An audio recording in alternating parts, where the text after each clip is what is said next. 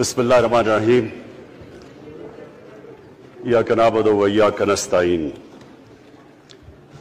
मैं सबसे पहले अपनी एलाइड पार्टीज़, अपने इत्तेहादियों का दिल से शुक्रिया अदा करता हूं कि अभी भी और हर मुश्किल वक्त में जिस तरह आप मेरे साथ खड़े रहे।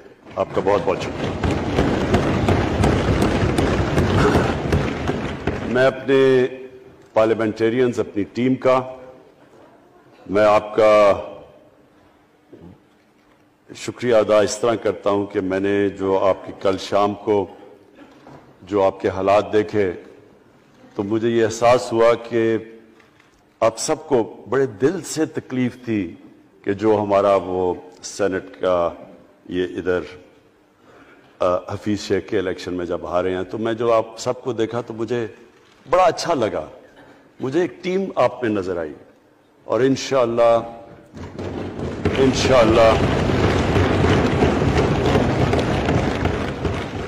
ये हमारी टीम मजबूत होती जाएगी, क्योंकि देखें अल्लाह कहता है कि मैं तुम्हारे ईमान को बार बार आजमाऊंगा। अल्लाह कुरान शरीफ में हमें कहता है। वो क्यों कहता है? वो आपके ईमान को आजमाता है मजबूत करने के लिए। जब आप एक मुश्किल वक्त से निकलते हैं आप और मजबूत हो जाते हैं। अल्लाह ने एक इंसान को एक ऐसा चीज, एक ऐसा उसका जो सबसे बड़ी जो उसकी मखलूक है, अशरफुल मखलूकात, उसको जो अल्लाह ने बनाया है, उसके अंदर उसने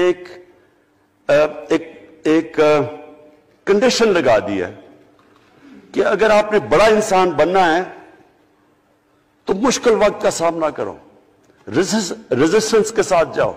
जिस्म हमारा ये है, जिस्म को हम भारी वेट उठाते हैं, जिस्म तकड़ा हो जाता है। ज़हन को जितना हम आजमाएंगे और आजमाइशों में डालेंगे, सबसे बड़ा जो पावर हाउस है वो हमारा ज़हन है, वो और तकड़ा हो जाता है, इंसान तकड़ा हो जाता है। पार्टी भी तब तकड़ी होती है जब वो मुश्किल वक्त से निकलती है। आपने किसी को तबाह करना है तो उसको आराम की जिंदगी दे दो, वो तबाह हो जाता है, डिके कर जाता है इंसान। तो मैं अपनी पार्टी को आज खराज तहसीन पेश करता हूं कि आप इस मुश्किल वक्त से निकले। बड़े मुझे इंडिविजुअल MNAs का पता है कि उन्होंने कितनी कोशिश की यहां पहुंचने के लिए, आज इस वोट के लिए। तो मैं और मुझे कईयों की तबीयत भी ठीक नहीं थी, तो मैं आप सबका आज शुक्रिया अदा करता हूं। आज मैं अपनी पार्लियामेंट्री पार्टी के साथ भी, और जो मेरी आवाम आज ये देख रही है, मैं उसके सामने जो बात रखना चाहता हूं वो ये कि देखें, हमें ये कभी भूलना नहीं चाहिए कि ये पाकिस्तान क्यों बना था। वो एक अंग्रेजी का एक फ्रेज है कि Nations without a vision die. कौम का जब अपना मकसद अपने नजरिए से पीछे हटती है, मर जाती है कौम। कौम किसी मकसद के लिए बनती है। हम अपने वो जब तक वो पता नहीं हम अपने बच्चों को नहीं बताएंगे, खुद हम जो आज लीडरशिप है, मेरा गलती से हाथ इधर चला गया, इधर तो इधर की लीडरशिप मैं कह रहा हूं, जो हमारी लीडरशिप है उसको पता होना चाहिए कि ये बहुत बड़ा अजीम ख्वाब था पाकिस्तान का। इलामा इकबाल को नहीं पता था कि अगर पाकिस्तान बनेगा तो आज जिस तरह हमारे 20 करोड़ मुसलमान हिंदुस्तान में रह जाएंगे, तो वो तो सारे पाकिस्तान में नहीं आ सकते थे। तो इलामा इकबाल का क्या वजह थी पाकिस्तान बना ख्वाब देखने की? उनकी वजह यह थी कि हमने एक दुनिया को मिसाल देनी थी, कि असल में एक मॉडल बनाना था कि असल में एक इस्लामी रियासत क्या होती है। और वो बेस किसके ऊपर कर रहे थे? पाकिस्तान की इस्लामी फलाई रियासत जो हमारी ऑब्जेक्टिव रेजोल्यूशन में है, नबी सल्लल्लाहु अलैहि वसल्लम की मदीना की रियासत, जो उनकी सुन्नत थी, जो दुनिया की तारीख की पहली फलाई रियासत बनी थी, جس میں بہت بڑے بڑے ماڈرن جو آج کے پرنسپلز، وہ پرنسپلز طے کیے گئے تھے. وہ ریاست بنی تھی، اور وہ ریاست ایک ماڈل ایسا تھا کہ اس کے بعد ایک جن کو کوئی جانتا ہی نہیں تھا، ایک قوم، ایک عرب قبیلوں میں تقسیم ہوئی قوم جس کی حیثیت ہی کوئی نہیں تھی، ان اصولوں کے اوپر چلتے ہوئے یہ دنیا کی تاریخ کا معجزہ ہے جو ہوا اس کے بعد. یہ میں نے شفقت محمود کو کہا بھی ہے کہ ہمارے بچوں کو ہر سکول، چاہے وہ انگلش میڈیم، چاہے اردو میڈیم، چاہے دینی مدرسے، سب کو 8، 7، 8 اور 9 کلاسز میں باقاعدہ سبجیکٹ پڑھائیں کہ نبی صلی اللہ علیہ وسلم کی جو زندگی تھی اور جو مدینہ میں کیا وہ کیا تھی.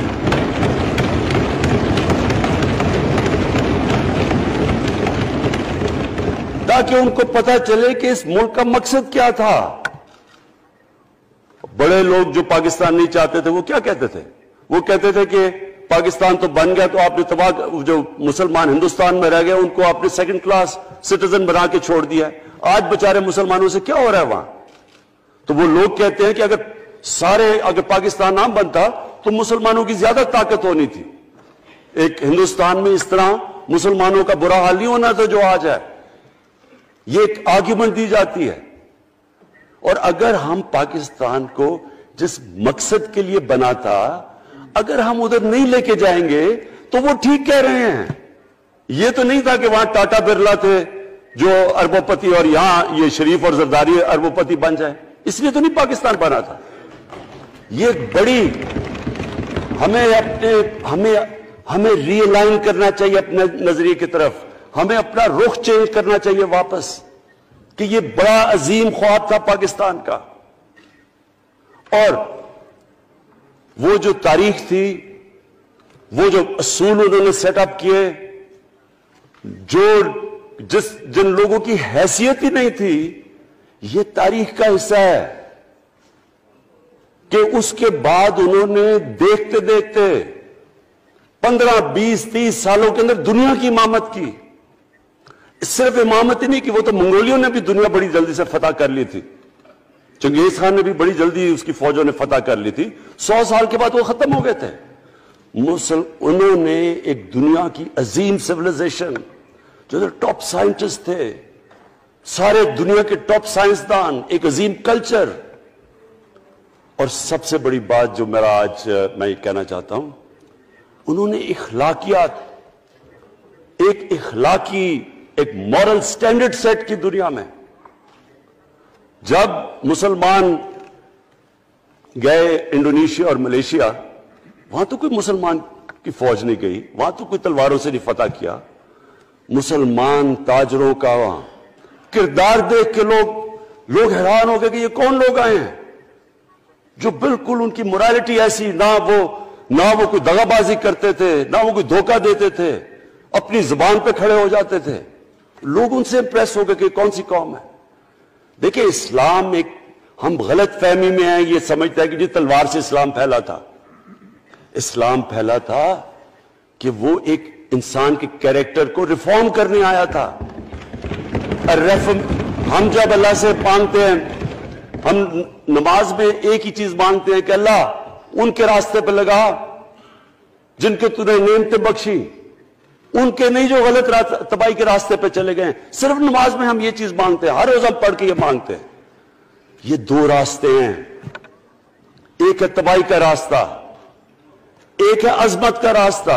نعمتیں کس کو بخشی؟ اللہ کے پیغمبروں کو. اور جو دنیا کا سب سے عظیم انسان، جو دنیا کا سب سے عظیم لیڈر، جس کو اللہ نے سب سے زیادہ نعمتیں بخشی، ہمارے نبی صلی اللہ علیہ وسلم. نہ کبھی اس طرح کا انسان آیا ہے، نہ کبھی آ سکتا ہے. تو ہمیں راستہ بتایا کہ ایک ان کا راستہ ہے اور ایک دوسرا راستہ ہے، تباہی کا راستہ ہے. اور وہ جو ان کے راستے پہ چلتا گیا وہ ایک عظیم انسان بنتا گیا. ایک کتاب ہے، میں اپنے لوگوں کو ریکمینڈ بھی کرتا ہوں کہ دی عرب کانکویسٹ، وہ پڑھنے والی کتاب ہے، اس میں بتاتے ہیں کہ جب مسلمان ایک دم دیکھتے دیکھتے دنیا میں پھیل گئے تو کوئی ایک آدمی نہیں تھا، ایک تو بڑے عظیم سپہ سالار تھا خالد بن ولید، لیکن وہ جو بھی بنتا تھا وہ جنرل عظیم بن جاتا تھا۔ وہ اس کتاب کے اندر لکھی انگریز نے ہے، وہ کہتے ہیں اس کی کوئی ایکسپلینیشن نہیں ہے کہ یہ کیسے ساری دنیا پہ چھا گئے۔ نہ ان کے پاس کوئی لیٹسٹ ویپنز تھے، ایک طرف رومنز تھے، دوسری طرف پرشینز تھے، وہ تو سپر پاورز تھے، ہتھیار تو ان کے پاس تھے، نہ ان کے پاس ہتھیار، نمبرز میں بھی وہ زیادہ تھے، ان کی فوجیں بھی زیادہ تھیں، لیکن وہ ساری دنیا پہ پھیل گئے اور ایک ایسا سیولائزیشن بنا کہ زیادہ تر تو مسلمان نہیں تھے، وہ بھی ان کو مانتے تھے، کیونکہ ان کی اخلاقیات، ان کا عدل اور انصاف کا نظام، ان کا کیریکٹر، اس کی وجہ سے لوگ آئے ہیں۔ یہاں جو ہندوستان میں اسلام پھیلا ہے، یہ ہمارے جو بڑے بڑے بزرگ تھے، داتا صاحب، بلے شاہ، نظام الدین اولیاء اور بابا فرید، یہ لوگ تھے، ان کو لوگ دیکھ کے ان کے کردار سے، ان کے انٹلیکٹ، انسانیت سے لوگ مسلمان ہوئے۔ تو ہم آج، میں جو یہ سینٹ الیکشن ہوا ہے، میں اپنی قوم کو یہاں، یعنی مجھے شرمندگی ہوتی ہے اسپیکر صاحب کہ ہم وہ کدھر وہ خواب اور کدھر بکرا منڈی بنی ہوئی ہے ایک لوگوں کو خریدنے کے لیے سب کے سامنے۔ یعنی ہمیں ایک مہینے سے پتا تھا کہ پیسہ جمع کیا جا رہا ہے اس سینٹ الیکشن میں، اور مجھے حیرت ہوئی کہ الیکشن کمیشن کہتا ہے کہ جی یہ تو پتہ نہیں کوئی ہم آزاد انسٹیٹیوشن ہے یا میں ان کی کوئی آزادی کے اوپر لے رہا تھا، یا جی بڑا زبردست الیکشن، اچھا کہتے جی بڑا اچھا الیکشن کروایا۔ یہ مجھے اور اس سے تو مجھے اور صدمہ ہوا ہے کہ اگر یہ الیکشن اچھا آپ نے کروایا ہے تو پتہ نہیں برا الیکشن کیا ہوتا ہے۔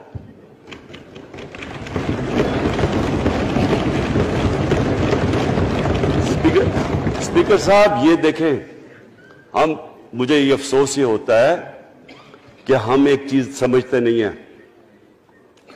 ہم کہتے ہیں جی ہمارے معاشی حالات بہت برے ہیں، دیکھیں جی ہماری ڈیفیسٹ تھے، یہ ہمارے کرنٹ اکاؤنٹ، یہ جو بھی ہم کہتے ہیں قرضے چڑھے ہوئے ہیں۔ یہ جو قرضے چڑھے ہوئے ہیں یہ ایک بیماری کے سمٹمز ہیں، بیماری کچھ اور ہے۔ اخلاقی طور پہ ہماری قوم کو تباہ کیا ہے، پھر معاشی تباہی آتی ہے۔ آج مجھے ایک ملک کا بتا دیں جس کی اخلاقیات اوپر ہو، جن کے مورل سٹینڈرڈز اوپر ہوں اور وہ غریب ہو، ایک ملک مجھے بتا دیں، اور کوئی ملک مجھے بتا دیں جتنا مرضی پیسہ ہو، وسائل ہو، سب کچھ ہو، لیکن وہاں کی بھی جو لیڈرشپ کرپٹ ہو، وہ مجھے بتا دیں کہ اس میں خوشحالی ہو۔ دیکھیں یہ ساتھ ساتھ جاتا ہے۔ اس وقت کیا ہوا تھا مدینہ کی ریاست میں؟ کیا انہیں کوئی سونا تیل مل گیا تھا؟ کیا ہوا تھا؟ کوئی ان کے پاس کوئی پیسے آ گئے تھے؟ کیسے وہ اوپر اٹھ گئے تھے؟ کوئی انہوں نے قرضے لیے تھے؟ کس طرح اٹھے تھے اوپر؟ دنیا کے عظیم لیڈر نے ان کی اخلاقیات اٹھا دی تھی۔ صادق اور امین،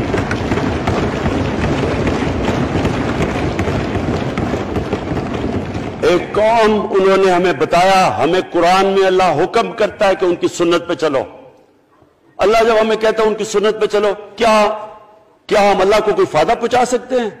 ہماری بہتری کے لیے کہتا ہے قرآن شریف میں، سب کچھ ہماری بہتری کے لیے اللہ نے، یہ تمہارے لیے بک آف گائیڈنس ہے ہمیشہ کے لیے، اور یہ ہماری بہتری کے لیے ہے۔ تو وہ جب ہمیں کہتا ہے کہ نبی صلی اللہ علیہ وسلم کے راستے پہ چلو، وہ ہماری بہتری کے لیے کہتا ہے۔ اور میں، جس نے اس عمر میں ساری دنیا دیکھ لیا ہے، اسپیکر صاحب میں آپ کو بتاؤں، مجھے تکلیف ہوتی ہے دیکھ کے، جب میں یہ مغربی ملکوں میں جاتا ہوں، اسکینڈینیویا میں، سوئٹزرلینڈ میں، آپ وہاں کے اخلاقی سٹینڈرڈز دیکھیں، ان کی مورل سٹینڈنگز دیکھیں، شرم آئے گی آپ کو کہ جو ہمارے ملک میں ہو رہا ہے۔ اور یہ جو سینٹ کا الیکشن ہوا ہے، آپ کو افسوس ہوگا کہ ہم وہ کس کی امت ہیں ہم؟ کس کی امت ہیں؟ کس کے نام پہ پاکستان کا مطلب کیا؟ لا الہ الا اللہ، اس پہ یہ ہمارا ملک بنا تھا۔ اور آج دیکھیں ایک کرپٹ آدمی، دنیا میں ثابت کیا ہوا کرپٹ آدمی آصف زرداری، دنیا میں اس کے اوپر لکھا ہوا کہ مسٹر 10%، مضمون لکھے ہوئے ہیں، فلمیں بنی ہوئی ہیں اس کے اوپر، اور اس ملک میں لوگ کہیں جی ایک زرداری سب پہ بھاری، کیا کہ وہ رشوت دیتا ہے اس لیے سب پہ بھاری ہو گیا؟ کیا یہ ہمارا ملک؟ دوسری طرف دیکھیں، دوسری طرف یہاں بیٹھے ہوئے ہمارا لیڈر نواز شریف، اور نواز شریف ایک ڈاکو، ملک کو 30 سال سے لوٹ کے ملک سے باہر بھاگا ہوا ہے، جھوٹ بول کے باہر بھاگا ہوا ہے، سارے ملک کے سامنے ہمیں کیبنٹ میں ہم نے 6 گھنٹے میں بتایا جی اس کو یہ بھی بیماری ہے، اس کو یہ بھی بیماری ہے، اس کو یہ بھی بیماری ہے، وہ شاید وہ جہاز پہ بھی نہ چڑھ سکے، وہ شاید مر جائے گا۔ شیرین کے آنسو آ گئے کیبنٹ میں، اور شیرین کے آنسو آنے آسان کام نہیں ہے اسپیکر صاحب۔ تو ہم نے اس کو وہاں جیسے وہ جہاز پہ چڑھا، جیسے وہاں گیا وہ ایک دم ہی تبدیل، اور آج وہاں جا کے تقریریں کر رہا ہے، وہاں بیٹھ کے اسکیمیں کر رہا ہے، وہاں بیٹھ کے پلاننگ کر کے جی اسے اتنا پیسہ دو، ادھر پیسہ کھلاؤ۔ ساری ان کی ایک کوشش ہے، جب سے ہم 2.5 سال سے حکومت آئی ہے، یہ سارے بڑے بڑے ڈاکو اکٹھے ہو کے یہ سمجھ رہے ہیں کہ عمران خان کو کرسی کا اتنا شوق ہے کہ اس کے اوپر اتنا پریشر ڈالو کہ یہ جی ہمیں جس طرح جنرل مشرف نے NRO دیا تھا یہ بھی دے دے گا۔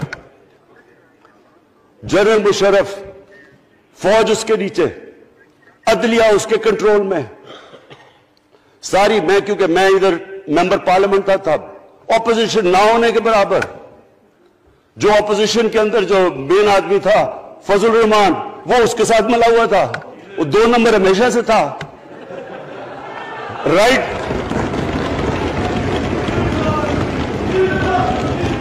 اور وہ آدمی جس کے پیچھے امریکہ ان کی جنگ لڑا تھا، سب کچھ، وہ ان کے پریشر میں آ کے ان دونوں کو NRO دیا، اور اتنا بڑا اس ملک کے اوپر اس نے جرم کیا ہے۔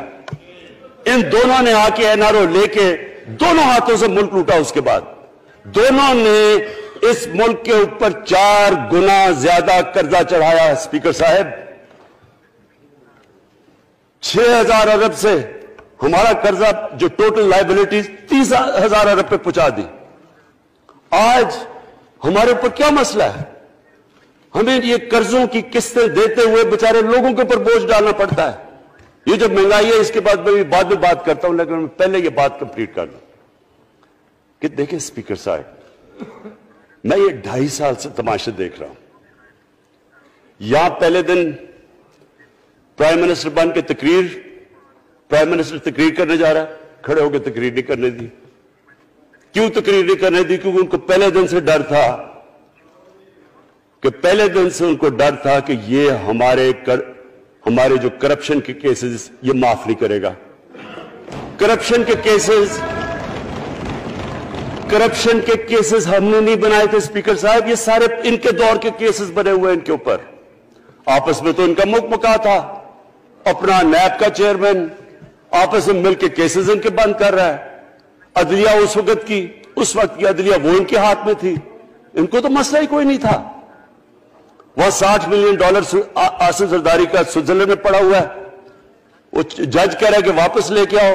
وہ یوسف رضا گیلانی جو یہاں سے سینیٹر بنا ہے، وہ پاکستان کا $60 ملین پڑا ہوا ہے سوئٹزرلینڈ میں، وہ جج کہہ رہا ہے کہ واپس لے کے آؤ۔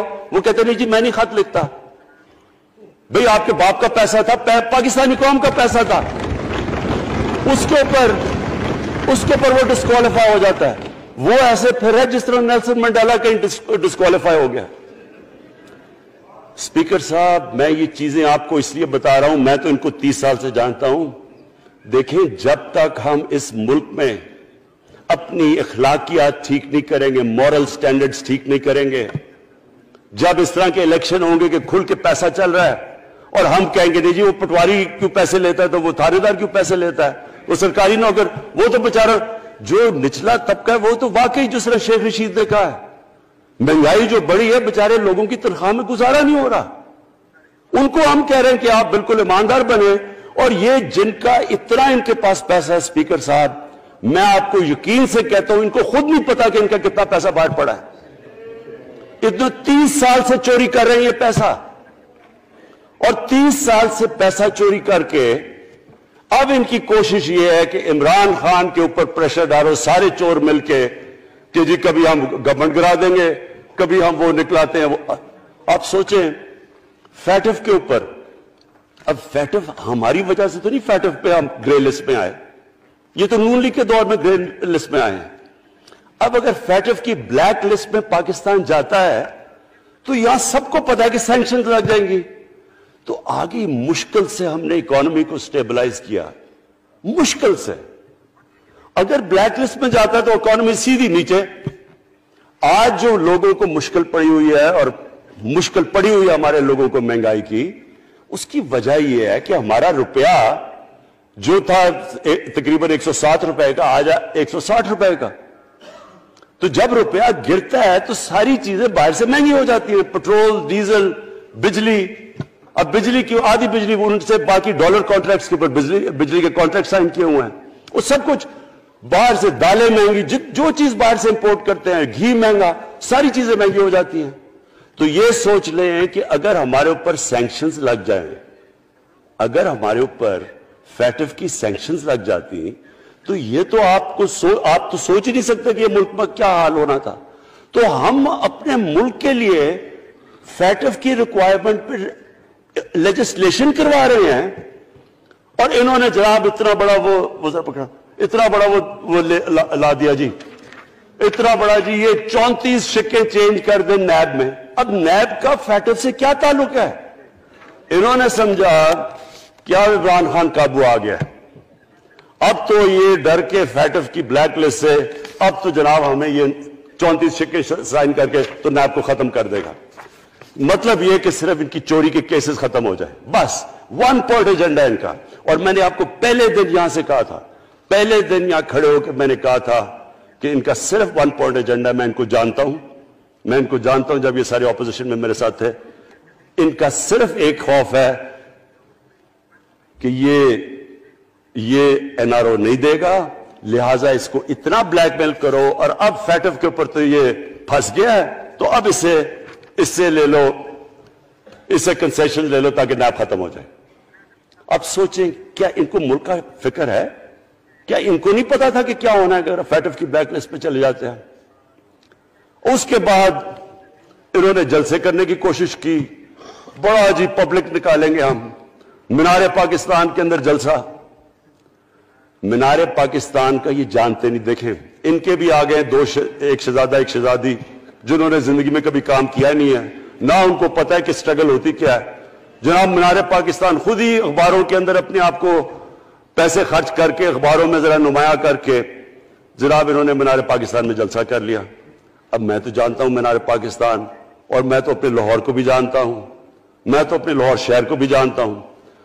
وہ لاہور شہر ملک کا کوئی پیسہ چوری کیا ہو اس کے خلاف تو نکلائے گا، لیکن بڑے بڑے ڈاکو اگر وہ سمجھ رہے ہیں کہ اپنی چوری بچانے کے لیے لاہور شہر کو نکالیں گے تو وہی ہوا جو ان کے ساتھ مینار پاکستان میں ہوا۔ اب آ کے جو ڈاکٹر فہمیدہ مرزا نے بڑا اچھا آپ کو ایکسپلین کیا، انہوں نے بتایا کہ یہ کیوں ضروری تھا اوپن بیلٹ۔ انہوں نے بتایا کہ الیکشن کمیشن کی تو ریکوائرمنٹ ہے کہ آنسٹ ہو، فری اور فیئر الیکشن ہو۔ تو انہوں نے 2008 میں چارٹر آف ڈیموکریسی میں کہا ہوا کہ جی اوپن بیلٹ ہونی چاہیے، دونوں پارٹیز نے۔ اور اس کے بعد ایک دم وہاں سے دونوں سب ادھر سے بھاگ کے اور کہتے نہیں جی خفیہ بیلٹ ہونی چاہیے۔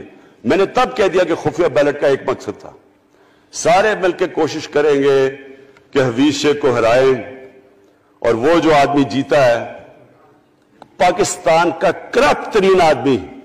میں ایک چیز آپ کو آج کہتا ہوں، یوسف رضا کے آپ صرف ایسٹس دیکھ لیں، پرائم منسٹر بننے سے پہلے تھے اور اس کے بعد کیا ایسٹس ہیں، بس ایک چیز دیکھ لیں، کوئی آپ کو کچھ کرنے کی ضرورت نہیں ہے، آپ کو پتا چلے گا انہوں نے اس نے کیا کیا اپنے زمانے میں۔ تو اس کو لا کے یہاں بٹھا کے تو جناب انہوں نے سارا پیسہ لگا کے، اور ہمیں سب پتا تھا کیا ہو رہا ہے، اور اس کو جا کے جناب انہوں نے ہروا دیا حفیظ شیخ کو۔ اب